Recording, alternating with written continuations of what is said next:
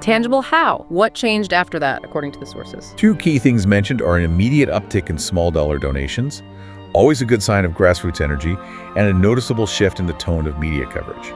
Less focus on the can she, and more on the maybe she can narrative. So this was really the pivot point. The analysis frames it that way, the crucial moment where the campaign narrative shifted.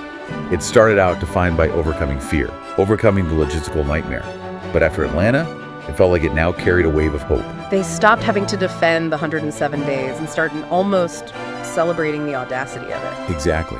It freed them up to focus more on positive outreach, Yeah. on delivering their core message, rather than constantly playing defense against that question of whether they could even organize themselves in time.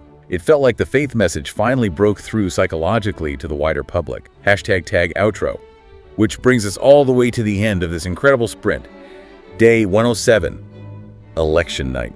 After all that chaos, all the travel, the debates, the doubt, the hope, it all comes down to this one night. Yeah, and the sources capture that feeling of national tension really well. The nation watched, breath held, you can almost feel it. 3.5 months of pure political adrenaline, all boiling down to the results coming in. And when the news came, when victory was confirmed, her reaction wasn't what you might expect, not big celebrations. No, the book specifically notes she didn't celebrate with cheers, which is telling, isn't it? Yeah, what does that suggest? Maybe just the sheer profound exhaustion after that relentless sprint, but also perhaps the weight of what she'd just achieved, and under such insane circumstances. The gravity of the office she just won. It wasn't a moment for fist pumping maybe, but for quiet reflection. And the source gives us her very first private words, a quiet acknowledgement. Yet as she whispered to herself, "We did it, but not alone." We did it, but not alone. That feels like the perfect summary of the whole 107-day journey, doesn't it? It really does. It encapsulates that core theme the sources keep returning to. Resilience, yes, but collective resilience. Faith, but shared faith.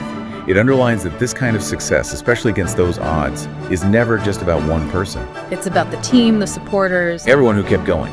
It was a testament to sticking with that sense of purpose, to keep going when the world says you can't, as the book puts it.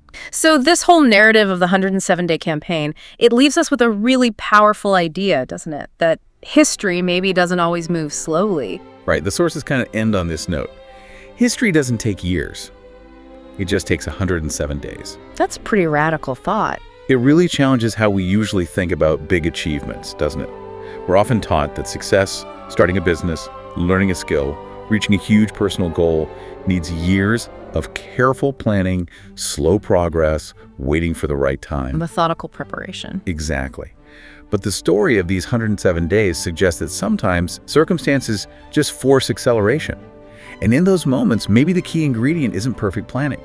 Maybe it's just immediate conviction, raw courage. So the challenge for you listening might be this. Think about some goal you have. Something maybe you've put on the back burner because it feels too big, needs too much prep, the timing isn't quite right. Yeah. What if you stopped waiting for that perfect timing? The ideal funding, the stable situation, having every single skill perfectly honed?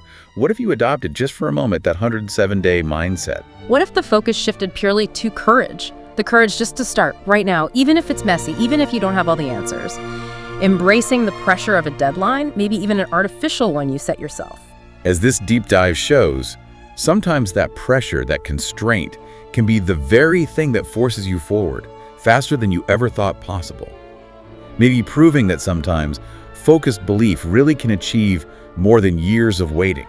A really fascinating look at an extraordinary period. Thanks for digging into this with us. My pleasure, thank you.